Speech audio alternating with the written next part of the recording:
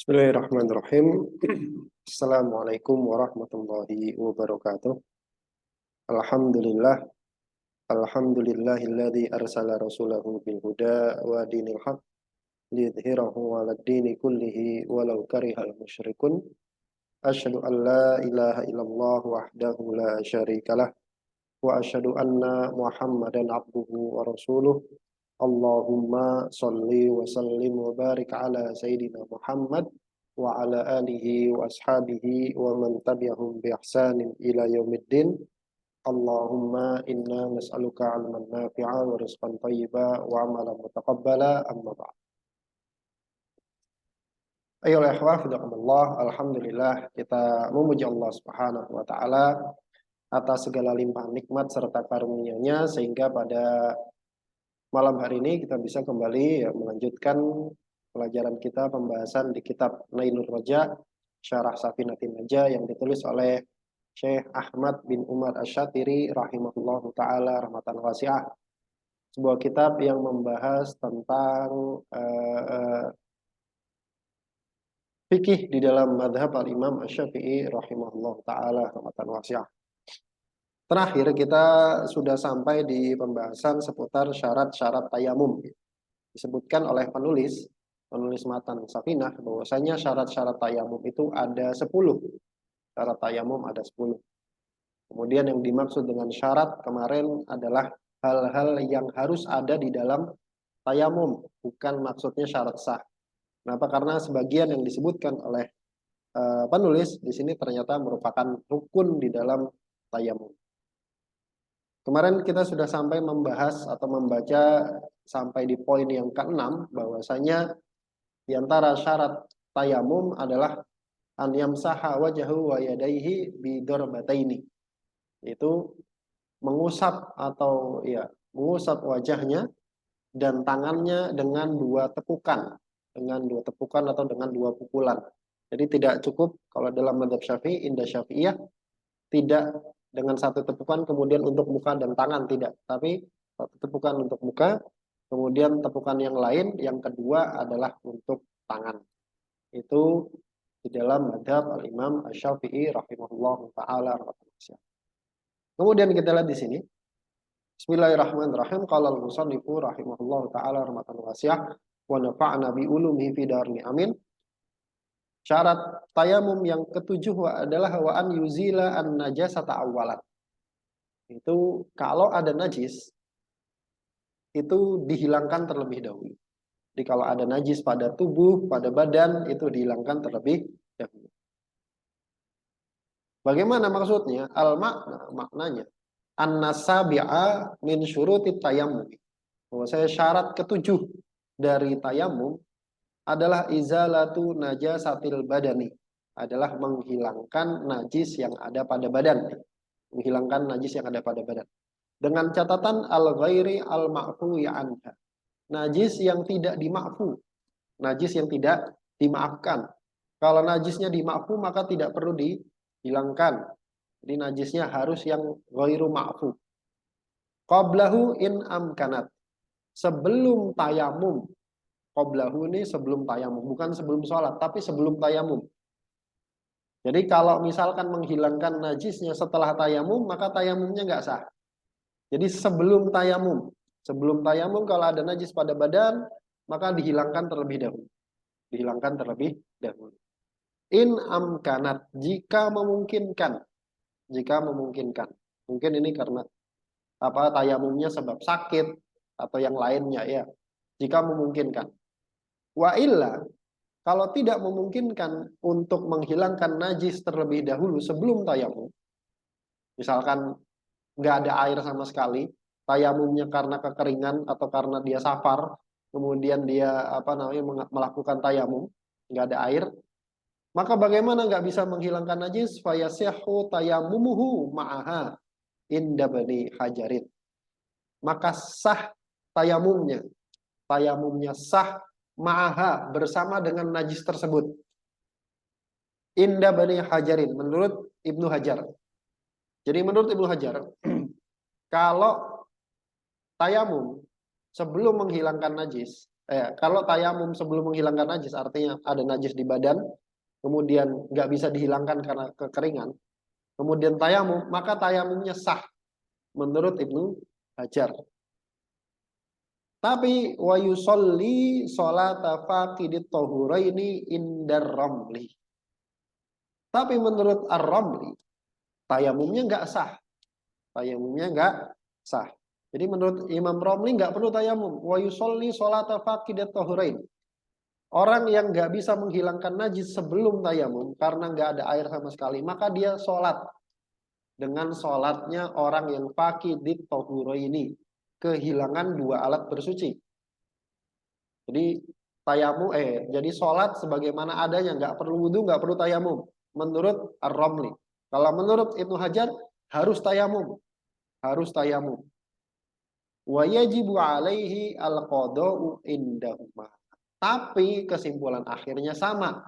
Wajib qada', wajib mengulang sholatnya menurut keduanya.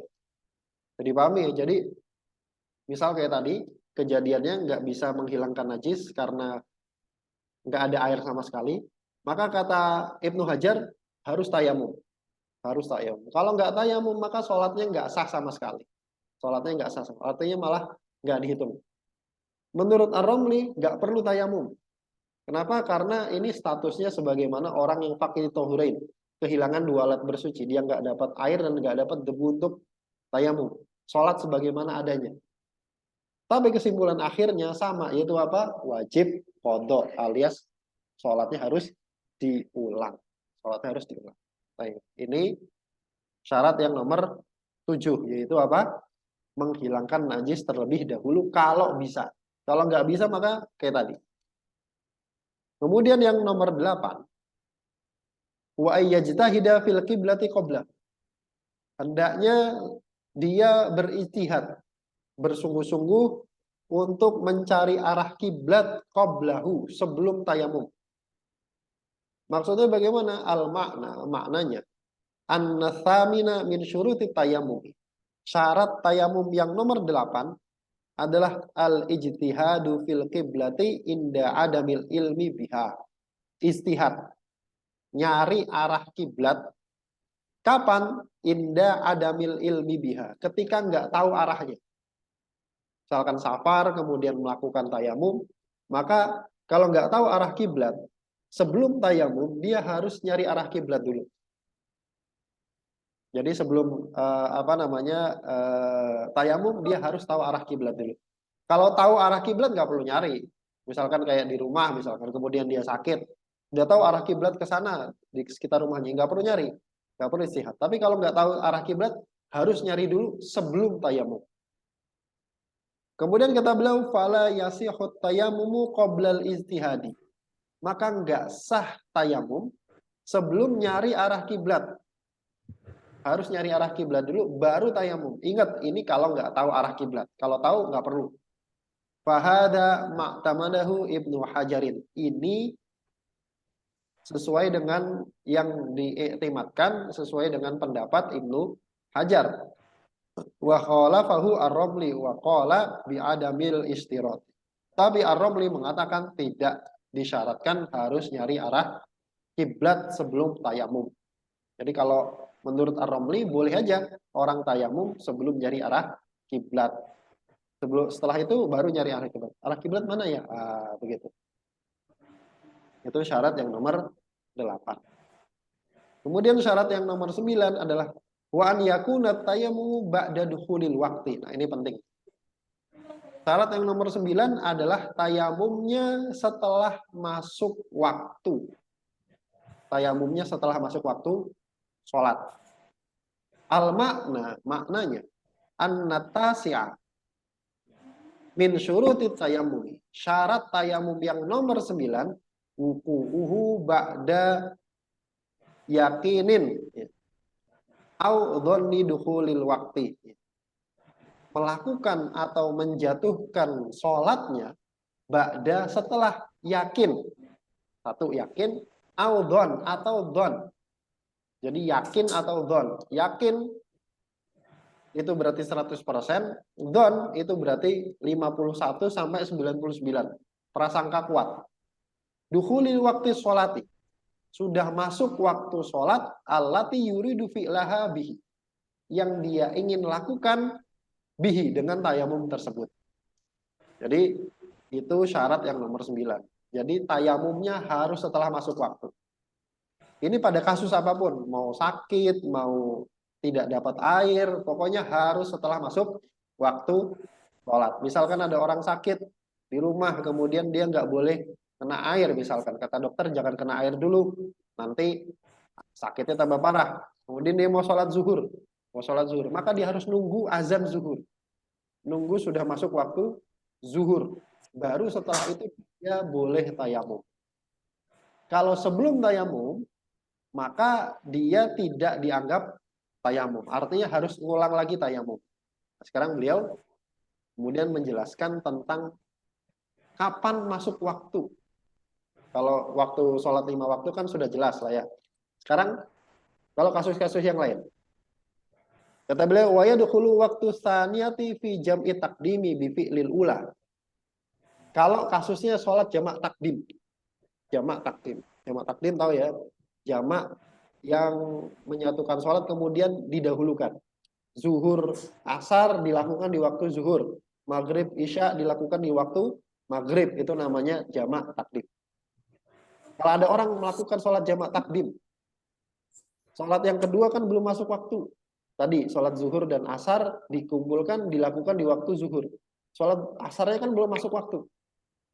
Kapan masuk waktunya? Kata beliau, wa yadkhulu waktu tsaniyati. Masuk waktu sholat yang kedua.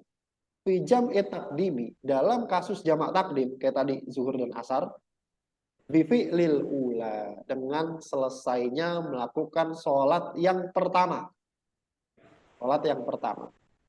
Fayatayammam laha ba'daha. Maka hendaknya dia bertayamum laha untuk sholat yang kedua ba'daha, setelah melakukan sholat yang pertama.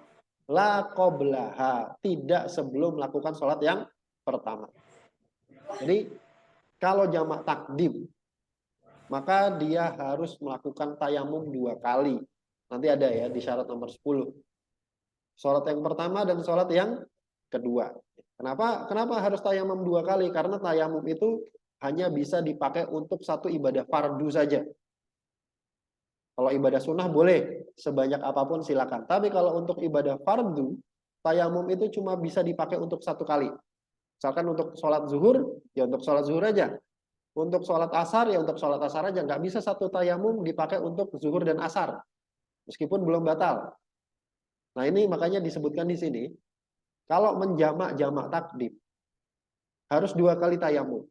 Harus 2 kali tayamum. Untuk zuhur dan untuk asar. Nah untuk zuhurnya kapan? Ya setelah masuk waktu zuhur. Untuk asarnya kapan? Ya setelah selesai melakukan sholat zuhur tadi. Pada kasus jamak takdim. Baik, bisa dipahami? Kemudian lanjutnya, walau dakhala waktuha ay atsaniyata qabla fi'liha batala tayammumuhu. Walau dakhala waktuha, kalau waktu sholat yang kedua masuk, sudah masuk, qabla fi'liha, sebelum melakukan sholat yang kedua, batola tayammumuhu, maka tayamumnya batal. Maka tayamumnya batal. Maksudnya gimana? Gambarannya begini. Ada orang sholat jamak, misalkan maghrib dan isya. Maghrib dan isya. Karena safar gitu kan, sholat maghribnya agak mepet tuh. Nyari tempat, mepet. Kemudian dia nggak dapat air. Nggak dapat air, tayamum dia. Tayamum. Sholat maghrib. Setelah selesai sholat maghrib, dia tayamum untuk sholat isya, kan gitu kan? Nah, sebelum sholat azan isya, masuk waktu isya. Pertanyaannya, apakah dia boleh sholat isya dengan wudhu yang dilakukan sebelum masuk waktu sholat tadi? Paham pertanyaannya ya? Ada orang menjamak sholat maghrib dan isya. Kemudian tayamum untuk maghrib, selesai sholat maghrib, tayamum untuk isya. Tayamum untuk sholat isya. Belum sholat isya nih. Sebelum sholat isya, masuk waktu isya. Azan. Tayamumnya belum batal. tayamumnya belum batal. Apakah dia boleh sholat isya? Oh ya sudah, kan sudah masuk waktu isya nih. Saya tinggal sholat aja, gitu kan? Boleh nggak seperti itu? Jawabannya tidak boleh. Kenapa? Karena batal tayamumnya dengan masuknya waktu isya. Dia harus tayamum lagi untuk sholat isya. Dia harus tayamum lagi untuk sholat isya. Bisa dipahami? Kemudian itu kalau jamak. Sekarang kasusnya kalau ada orang luput sholat, artinya kelupaan atau ketiduran gitu kan. Kapan masuk waktu sholat yang terlupa gitu atau terlewat yang mau diqodho? Kata beliau, wa yatayammamu lil faitati waqta tadzakkuriha. Kalau sholatnya sholat yang faitah, sholat yang terlewat, terluput, baik karena lupa, baik karena ketiduran yang lain. Kapan masuk waktunya? Masuk waktunya adalah waqta tadzakkuriha, ketika ingat. Ketika dia ingat belum melakukan sholat. Misal, ada orang suatu hari dia kelupaan atau ketinggalan sholat maghrib misal. Kemudian 2 hari kemudian, di siang hari, dia ingat, oh iya, 2 hari yang lalu saya belum sholat maghrib. Kelupaan. Kelupaan. Ini termasuk udzur, kelupaan. Lupa, benar-benar lupa ya. Oh iya, 2 hari yang lalu saya belum sholat maghrib. Kelupaan. Kapan masuk waktunya? Dia kemudian mau sholat dengan tayamum. Mau sholat dengan tayamum. Misalkan sakit, misalkan apa gitu kan. Dia mau melakukan sholat dengan tayamum. Kapan masuk waktunya? Apakah nunggu maghrib dulu kemudian dia mengkodoknya? Tidak. Dia boleh melakukan tayamum ketika dia ingat luputnya waktu sholat tersebut. Kemudian beliau menyebutkan kasus yang lain lagi. Kata beliau, wala yasihut tayammumi lil mandurati al muta'alliqati biwaktin qabla dukhuli. Wala yasihu, dan tidak sah at-tayammumu tayamum lil mandurati terhadap sholat yang dinadar. Sholat yang dinadar. Ada orang nadar untuk melakukan sholat, misalkan sholat duha. Al-muta'alliqati, yang berkaitan atau yang diikatkan biwaktin, dengan satu waktu. Qabla duhulihi, sebelum masuk waktu tersebut. Maksudnya gimana? Maksudnya gini, contoh, ada orang nadar, misalkan minggu depan saya nadar untuk sholat duha jam 9, dia bilang begitu. Minggu depan saya nadar sholat duha jam 9. Begitu datang waktunya dia pengen melakukan sholat tersebut, dia sakit misalkan, nggak bisa pakai air. Kapan boleh dia tayamum? Ya ketika masuk waktunya. Kapan? Ya jam 9 tadi. Kenapa? Karena dia nadarnya jam 9. Baru ketika jam 9 dia baru boleh untuk tayamum. Sah tayamumnya, kemudian dia sholat. Jadi pahami? Jadi seperti itu. Kalau itu nadarnya yang berkaitan dengan waktu. Kemudian sekarang kalau kasusnya sholat jenazah. Kasusnya sholat jenazah. Tabla wa yatayammamu li sholatil janazati ba'da aqalli ghuslil maiti wa yukrahu qabla takfini. Wa yatayammamu, dan kalau kasusnya sholat jenazah, seseorang itu bertayamum li sholatil janazati, untuk sholat jenazah, ba'da, setelah aqalli ghuslil maiti, minimal mencuci atau memandikan mayit. Jadi misal ada orang sakit, nggak bisa pakai air, kemudian ada tetangganya meninggal, dia mau nyolatin, saya mau nyolatin tapi nggak bisa wudhu dia karena sakit misalkan, saya mau nyolatin tetangga saya. Kapan dia boleh tayamum untuk sholat jenazah? Untuk sholat jenazah itu setelah minimal memandikan mayit. Minimalnya kapan? Ya setelah 1 kali guyuran di seluruh badan si mayit. Jadi kalau mayit itu sudah mulai dimandikan, kemudian sudah merata air ke seluruh tubuh si mayit, maka masuk waktu boleh tayamum bagi orang yang mau sholat jenazah. Sebelum itu nggak bisa. Misalkan ada kayak tadi, ada tetangga meninggal, kemudian tetangganya nih pengen nyolatin, tapi dia sakit, nggak bisa pakai air. Kemudian dia tayamum sekarang. Tetangganya ini belum dimandikan, maka nggak sah tayamumnya. Nggak bisa untuk dipakai sholat jenazah. Itu dipahami. Kemudian wayukrahu qabla takfin, dan makruh tayamum sebelum dikafani. Kalau wudhu silakan. Kalau sholat jenazah pakai wudhu silakan, mau kapan aja boleh. Ini kasusnya tayamum. Ingat kasusnya tayamum. Dan dimakruhkan tayamum sebelum dikafani. Jadi kalau mau afdol, nunggu dikafani dulu baru tayamum. Mau sholat jenazah pakai tayamum, tunggu dikafani. Nah, begitu. Kemudian kata beliau, walin nafli al muaqqati ba'da dukhuli waqti.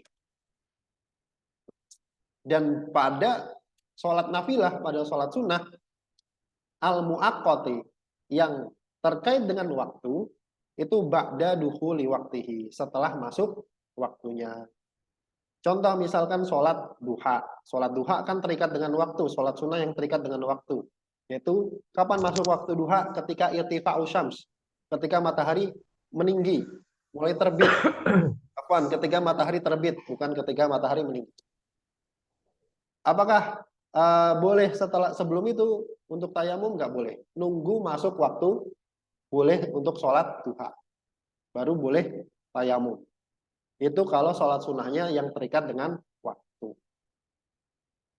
Kemudian kata beliau, walidis sababi. Kalau sekarang sholat sunnahnya terikat dengan sebab. Jadi sholat sunnah itu ada dua ya. Sholat sunnah yang terikat dengan sebab, sholat sunnah yang terikat dengan waktu. Sekarang yang terikat dengan sebab. Artinya ada sebabnya kemudian baru sholat sunnah. Walidis sababi. Kalau sholat sunnahnya yang terikat dengan sebab, itu ba'da dukhulil waqti alladhi yajuzu fihi. Itu setelah masuknya waktu yang dibolehkan untuk sholat. Contoh, fayatayammamu litahiyatil masjidi ba'da dukhulihi. Kalau mau sholat tahiyatul masjid sebabnya apa? Sebabnya adalah masuk ke dalam masjid. Ya. Sebabnya masuk ke masjid, kemudian sholat tahiyatul masjid. Kapan boleh untuk tayamum? Kapan masuk waktu sholatnya? Masuk waktu sholatnya kapan? Adalah ba'da dukhulihi, setelah masuk masjid.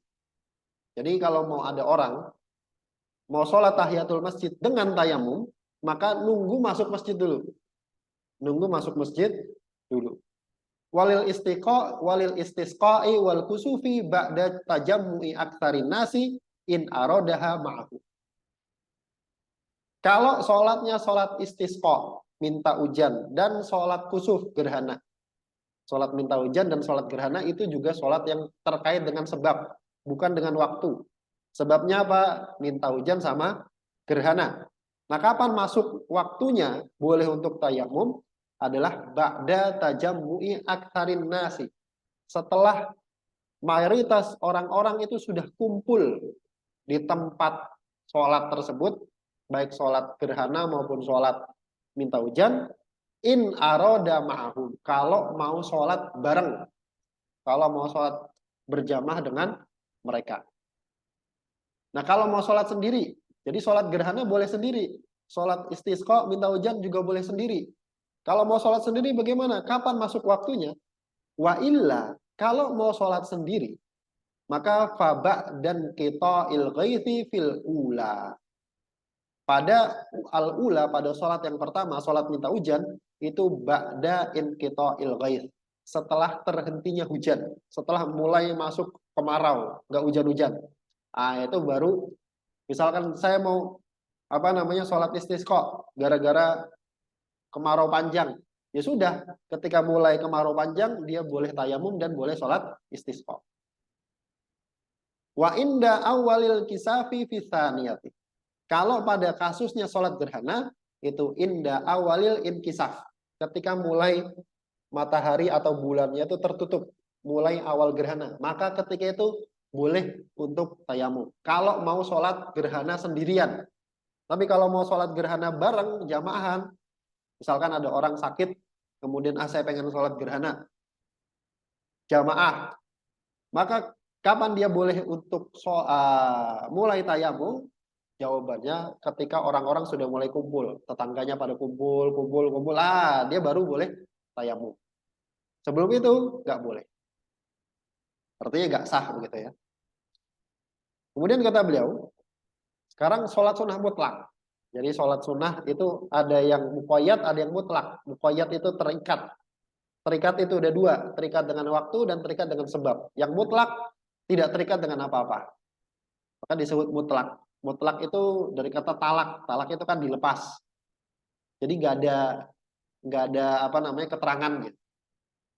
Walin naflil mutlaki, pada sholat sunnah mutlak nggak ada kaitannya sama sebab, nggak ada kaitannya sama waktu, pokoknya sholat sunnah itu ayya waktin sya'a, boleh tayamum pada waktu apapun, boleh tayamum pada waktu apapun. Saya pengen sholat sunnah mutlak, contohnya sholat sunnah menunggu azan ketika Jumatan misalkan, itu kapan saja dia mau boleh untuk tayamum, boleh untuk tayamum. Illa kecuali waktal karohati, pada waktu-waktu yang makruh, terbit matahari, kemudian ketika matahari berada di puncak, ketika matahari berada di kepala, dan seterusnya.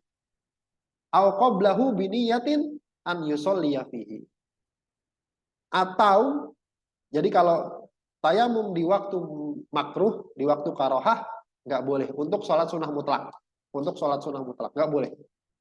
Atau qablahu, tayamum sebelum waktu karohah, tapi biniyatin, dengan niat an yusolliya fihi, untuk sholat di waktu makruh. Nanti ini akan dibahas ya. Kan Rasulullah melarang sholat setelah subuh begitu kan, ketika terbit matahari, kemudian ketika matahari tepat berada di atas kepala, kemudian setelah asar sampai terbenam matahari, dan ketika terbenam matahari. Nah itu sholat-sholat apa aja tuh yang terlarang? Nanti ada pembahasan. Nanti ada pembahasan. Nah kalau ada orang tayamum, kemudian sebelum waktu-waktu makruh tadi, sebelum waktu-waktu terlarang tadi, tapi niat sholatnya untuk dilakukan di waktu tersebut juga tetap tidak sah tayamumnya. Juga tetap tidak sah tayamumnya. Begitu. Ini syarat yang nomor 9, yaitu sudah masuk waktu sholatnya. Kemudian beliau jelaskan jenis-jenis sholat, kapan sih masuk waktu sholatnya. Begitu. Nah yang terakhir, syarat tayamum yang terakhir yang nomor 10 adalah wa'an yatayammama likulli fardin. Tayamum untuk setiap ibadah fardu. Tayamum untuk setiap ibadah fardu. Jadi satu tayamum untuk satu ibadah fardu. Al-muraduhuna bil fardi adalah al-fardu al-ainiyu. Yang dimaksud dengan fardu di sini adalah fardu ain. Fardu ain. Maktuban kana amman dzurun. Baik fardu ain yaitu maktubah, sholat-sholat yang memang dari sananya maktub, yang dari sananya fardu, amman dzurun, atau aslinya nggak wajib tapi dinadarkan. Tapi nazar, wajibnya karena nazar. Sholatan kana am ghairoha. Baik itu bentuknya sholat atau yang lainnya. Katawafil fardi. Contohnya tawaf fardu, tawaf wajib. Adaan kana am kodoan. Baik adaan dilakukan pada waktunya, am kodoan atau kodok. Jadi satu tayamum untuk satu ibadah fardu. Bukan sholat fardu, tapi ibadah fardu. Ibadah fardu. Ibadah fardunya ini ya ibadah yang butuh pada toharoh ya. Sholat dan tawaf. Sholat dan tawaf. Jadi ibadah yang butuh kepada toharoh. Sholat dan tawaf. Atau megang mushaf gitu kan. Itu kan butuh juga kepada toharoh.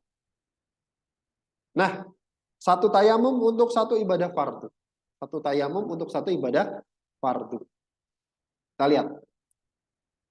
Wal maknanya annal asyira min syuruti tayamumi. Syarat tayamum yang nomor 10 Syarat tayamum yang nomor 10 apa?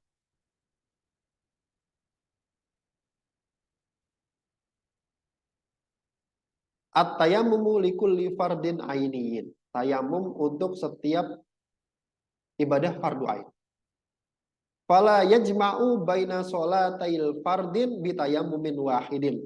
Maka enggak boleh mengumpulkan antara dua sholat fardu dengan satu tayamum meskipun belum batal. Misalkan ada orang mau sholat maghrib dan isya. Sholat maghrib pakai tayamum, nunggu isya. Masuk waktu isya belum batal tayamumnya. Mau dipakai untuk sholat isya. Boleh enggak? Enggak boleh. Harus tayamum lagi. Harus tayamum lagi. Wala baina tawafaini fardhoini. Dan juga enggak boleh mengumpulkan dua tawaf fardu. Misalkan tawaf ifadah sama tawaf nadar. Tawaf ifadah sama tawaf nadar. Dia kumpulkan dengan satu tayamum. Boleh enggak? Enggak boleh. Wala baina, dan juga tidak boleh mengumpulkan antara sholati fardin wa tawafi fardin. Sholat fardu dan tawaf fardu. Sholat fardu misalkan sholat zuhur. Dia lagi haji atau umrah, lagi umrah misalkan dia sholat zuhur dengan tayamum. Kemudian baru setelah itu dia mau tawaf ifadah. Tawaf fardu, tawaf ifadah. Boleh enggak? Enggak boleh. Kalau dia mau tawaf, maka dia harus tayamum lagi. Jadi ibadah fardu ya, bukan sholat fardu. Kemudian beliau tuliskan pengecualiannya. Wa kharaja bil fardil aini al fardu al kifaiyu. Maka keluar dari kata fardu ain itu fardu kifayah. Kalau fardunya fardu kifayah boleh dengan satu tayamum. Artinya fardu ain dikumpulkan dengan fardu kifayah boleh. Contohnya gimana? Contohnya sholat jenazah dan sholat zuhur. Ada orang di masjid, dia sholat zuhur pakai tayamum. Kemudian habis selesai sholat zuhur, tiba-tiba ada mayit datang, dibawa ke masjid untuk disolatkan. Dia mau ikut sholat. Boleh nggak? Apa dia harus tayamum lagi? Nggak perlu. Dia boleh pakai tayamumnya untuk sholat zuhur dengan untuk sholat jenazah. Kenapa? Karena sholat jenazah fardu kifayah. Boleh satu tayamum untuk dua ibadah. Asalkan yang satunya fardu kifayah, bukan fardu ain. Wan naflu atau sholat nafilah. Atau sholat nafilah. Contohnya gimana? Contohnya misalkan dia mau sholat zuhur dengan sholat rawatib. Dengan sholat rawatib. Boleh nggak? Boleh. Dengan satu tayamum. Falahu, dan bagi dia, boleh bagi dia, an yastabiha bitayamumin wahidin ma sya'a minhuma. Maka boleh bagi dia ayastabiha. Bagi dia boleh dengan satu tayamum ma sya'a minhuma. Apa saja yang dikehendaki minhuma dari fardu kifayah dan ibadah nafilah. Artinya terserah mau ibadah nafilahnya banyak, ibadah fardu kifayahnya banyak, dikumpulkan dengan satu tayamum boleh. Walahu jam'u kullin minhuma ma'afardin ainiyin. Dan boleh juga mengumpulkan jam'u kullin minhuma, setiap dari keduanya, artinya fardu kifayah dan nafilah, dikumpulkan ma'afardin ainin, dengan fardu ain. Artinya begini, dia pakai sholat, dia pakai tayamum untuk ibadah fardu ain, ibadah fardu kifayah, dan ibadah nafilah dengan satu tayamum. Tiga nih, fardu ain, fardu kifayah, nafilah, sholat sunnah, ibadah-ibadah sunnah. Boleh nggak? Boleh. Boleh. Kemudian kata beliau, na'am, iya. Tustasna khutbatul jum'ati. Dikecualikan khutbah Jumat. Fa'innaha fardu kifayatin. Khutbah Jumat itu fardu kifayah. Khutbah Jumat hukumnya apa? Fardu kifayah. Walaha hukmu fardil aini. Tapi pada kasus tayamum, khutbah Jumat itu mengambil hukum fardu ain. Artinya apa? Artinya tidak boleh pada khutbah Jumat itu dengan satu tayamum. Misalkan khotibnya melakukan Jumatan dengan tayamum.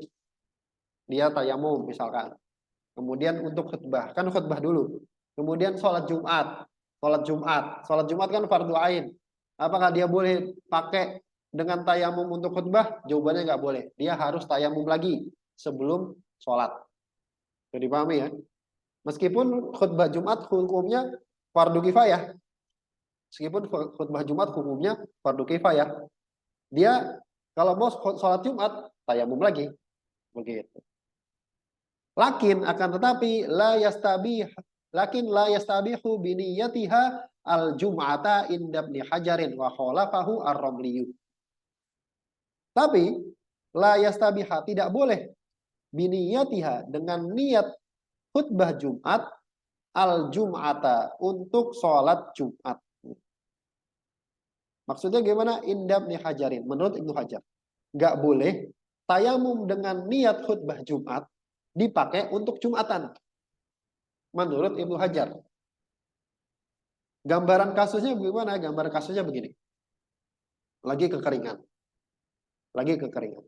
Kemudian mengadakan sholat Jumat.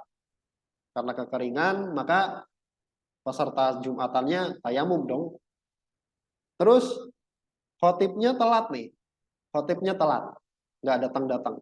Khotibnya telat nih. Imamnya nggak datang-datang. Terus kita diminta untuk jadi khotib. Udah Pak, antum aja yang jadi khotib gitu kan. Antum aja yang jadi khotib. Kemudian tayamum. Tayamumnya niatnya apa? Untuk khutbah Jumat kan gitu kan. Tayamum untuk khutbah Jumat. Nah, setelah tayamum, belum naik mimbar, tiba-tiba khotibnya datang. Kemudian dia yang khutbah. Gitu kan. Dia yang khutbah. Kita masih punya tayamum nih. Tapi tayamumnya kita itu niatnya apa tadi? Untuk khutbah Jumat, begitu kan? Terus kita tunggu sampai selesai khutbah, kemudian qomat sholat. Tayamum kita belum batal. Boleh nggak tayamum kita yang tadi niatnya untuk khutbah Jumat dipakai untuk Jumatan? Jawabannya tidak boleh. Kita harus tayamum lagi. Itu menurut Ibnu Hajar nggak boleh. Wa khalafahu ar-Ramli. Tapi menurut Ramli boleh-boleh aja, sah-sah saja. Begitu. Kemudian yang terakhir, wa yustasna minal aini tamkinul halili. Dan yang dikecualikan dari yang fardu ain adalah tamkinul halil. Memungkinkan bagi al-halil. Al-halil itu pasangan halal tapi bukan suami istri. Pasangan halal yang bagi budak atau bagi orang yang Yahudi dan Nasrani. Budak bagi tuannya, kemudian istrinya orang Nasrani, orang ahlul kitab bagi suaminya yang muslim. Itu disebut halil.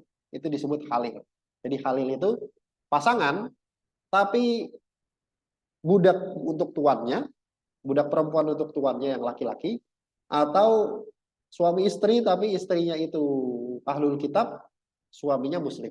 Itu disebut halil. Nah, dikecualikan dari yang fardu ain, ibadah-ibadah yang fardu ain, itu tamkinul halil. Memungkinkan perempuan bagi halilnya, suaminya. Fa'innahu fardun walahu hukmun nafli. Itu fardu, tapi mengambil pada kasus tayamum, mengambil hukum sunnah. Hukum nafilah. Contohnya gimana? Contohnya begini. Misalkan ada budak perempuan, tapi sekarang udah nggak ada ya. Misalkan budak perempuan, ini kitab klasik, makanya dibahas. Misalkan ada budak perempuan, muslimah dia, selesai haid. Budak perempuan muslimah selesai haid. Kemudian mau sholat.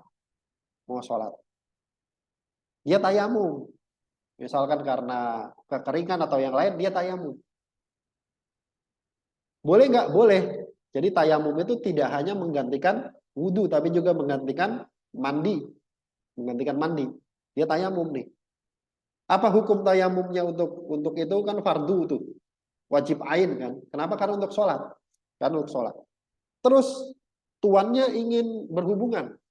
Boleh dalam Islam laki-laki tuannya itu berhubungan dengan budak perempuan? Boleh. Apakah harus tayamum lagi? Jawabannya tidak. Boleh dengan satu tayamum tadi. Boleh dengan satu tayamum tadi, kemudian halal bagi tuannya untuk menjima budak perempuannya tadi dengan satu tayamum. Begitu maksudnya. Wallahu a'lam bishawab. Cukupkan, mudah-mudahan yang sedikit ini ada manfaatnya, yang benar tanya dari Allah Subhanahu wa taala dan Rasulnya, dan yang salah dari saya pribadi dan dari syaitan. Jazakumullah khairan buat yang sudah hadir. Mudah-mudahan uh, bisa bermanfaat. Kita tutup dengan membaca doa kafaratul majelis. Bismillahirrahmanirrahim. Subhanakallahumma bihamdika asyhadu an la ilaha illa anta astaghfiruka wa atubu ilaik. Assalamualaikum warahmatullahi wabarakatuh. Jazakumullah khairan.